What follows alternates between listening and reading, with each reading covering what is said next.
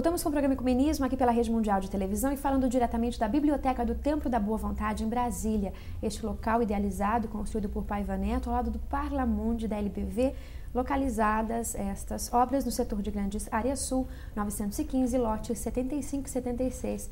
O nosso convite é para que você também visite este monumento mais visitado do Distrito Federal. O programa de hoje a gente recebe com muita alegria Nazareno Feitosa, diretor de divulgação da Federação Espírita do Distrito Federal.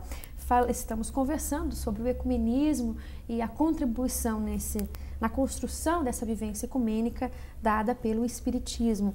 Nós temos como marco inicial da doutrina espírita os trabalhos de Allan Kardec, né, os diversos livros que são, inclusive, a base ideológica para a ação doutrinária do Espiritismo, hoje muito caracterizado e olhado até como uma religião, um aspecto de religiosidade. Comente um pouco para a gente, por favor, Nazareno. Bom, o Espiritismo surgiu muito recentemente, né, das religiões, provavelmente é uma das mais jovens de todas. Foi lançado em 1857, no dia 18 de abril, o Livro dos Espíritos, que é a obra que marca o início da doutrina codificada por Allan Kardec. São 5 livros básicos que Kardec compilou, organizou, e a proposta realmente do Espiritismo não é ser mais uma religião. Ele não é uma religião no sentido estrito da palavra, propriamente dito, porque ele não tem cultos, não tem rituais, o Espiritismo não tem paramentos, aquelas roupas especiais, não tem os sacramentos tradicionais, nós não temos adoração exterior, não temos palavras mágicas, amuletos, não é?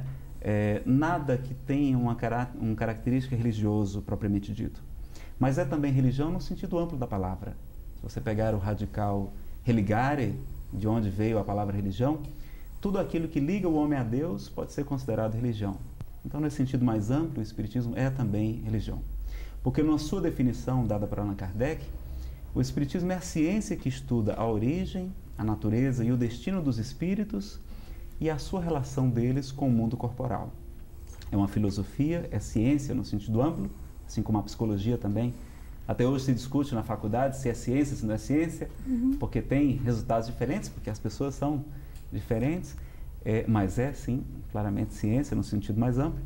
O Espiritismo também é ciência e tem consequências ético-morais. Na hora que ele se propõe a transformar o ser humano em uma pessoa melhor, que esse é o grande objetivo da doutrina espírita, ele é também considerado religião.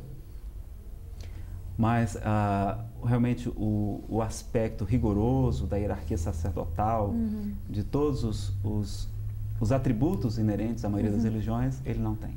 A gente observa que o trabalho feito por Allan Kardec mobilizou e empolgou muito uma elite cultural no mundo todo. E as informações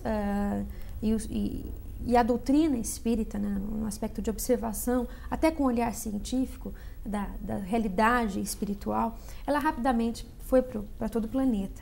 E no Brasil, isso é observado por estudiosos das religiões, desde o início, ou seja, final do século XIX, início do século XX, o Espiritismo chega na base, né, das conversas da elite cultural do país. Influenciou o movimento republicano, de certa maneira, que tinha o conhecimento e o ideal do Espiritismo, e aí a gente tem uma figura que é maravilhosa e marca a história do Espiritismo no Brasil, que é Bezerra de Menezes também. E temos, né, no nosso passado mais recente, Chico Xavier, enfim, luminares da questão cultural e da militância por uma espiritualidade, um ecumenismo na nossa sociedade.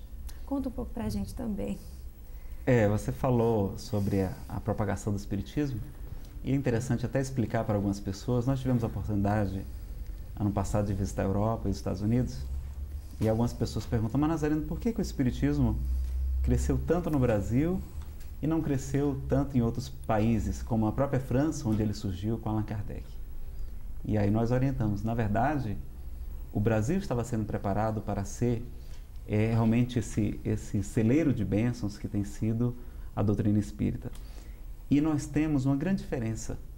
Aqui no Brasil nós tivemos grandes avatares do Espiritismo. Nós tivemos aqui Bezerra de Menezes, encarnado, nascendo em 1831, desencarnando em 1900, um homem íntegro, um político, médico dos pobres, declarando-se publicamente como espírita, fazendo, através do seu exemplo, a grande transformação e divulgação da doutrina espírita.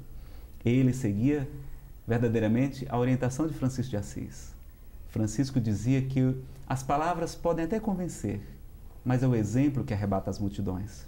Então Bezerra desencarna em 1900 e em 1910 nós temos o retorno ao mundo material de Francisco Cândido Xavier.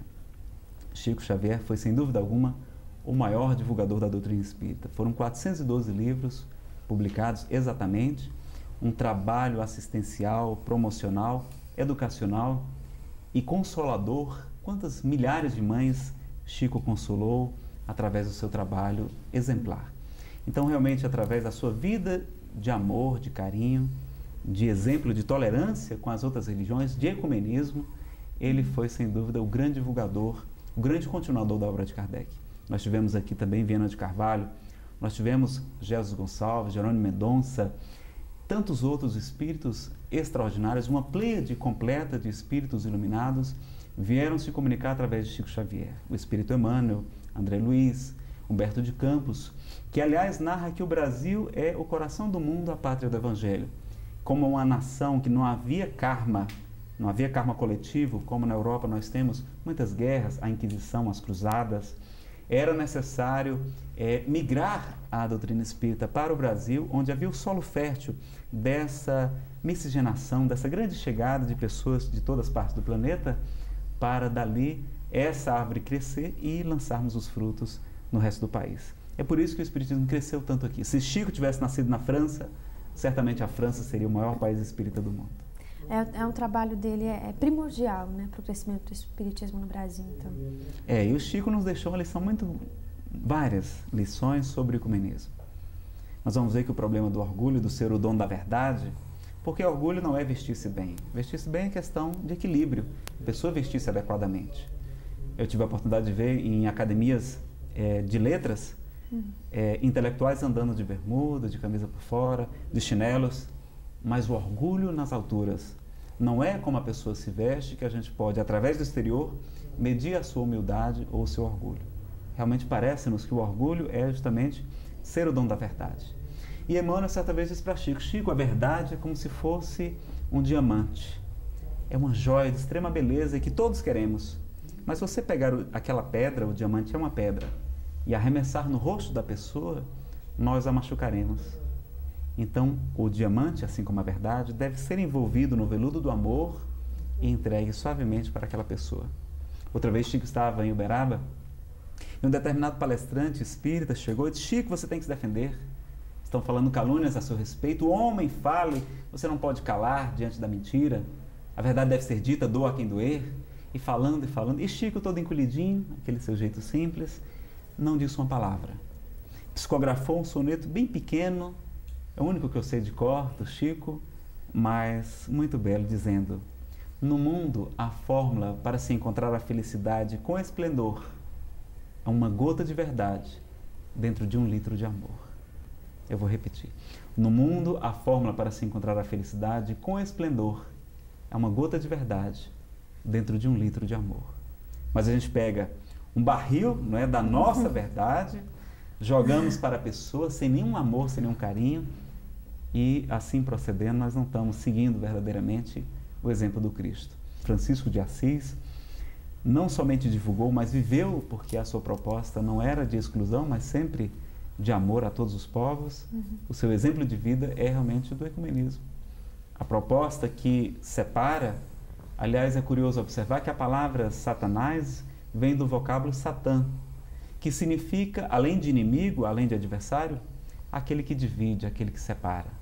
Então, toda vez que nós estamos nos separando do nosso semelhante, julgando, condenando, nós estamos seguindo a determinação do vocábulo Satanás. Aproveitando os comentários do senhor Nazareno, a gente não pode destacar 2 pontos muito importantes, e inclusive por estarmos aqui no Templo da Boa Vontade em Brasília.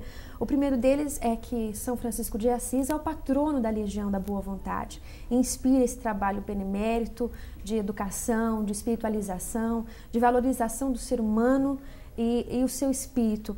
E isso é importante porque nos passos e no exemplo de São Francisco de Assis nós alcançamos aquilo que certamente o Cristo nos ensinou e nos indica ao deixar o seu novo mandamento: amai-vos uns aos outros como eu vos amei, como passo para que possamos juntos construir uma sociedade mais solidária.